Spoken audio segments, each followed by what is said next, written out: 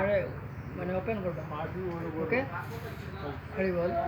তো আমরা এখন আছি এতিমগঞ্জ বাসুরঞ্জন মহাশয়ের বাড়িতে শ্রীমৎ অমল পুরাণ ভাগবতম প্রচারে।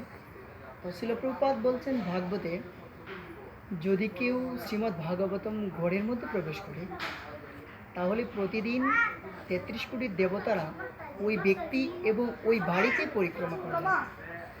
আর কি হয়, ৩৩ কোটি দেবতারা যখন পরিক্রমা করে তখন এই বাড়ির যে পূর্বপুরুষরা ছিল ওরা ভাগবত ধাম লাভ করে।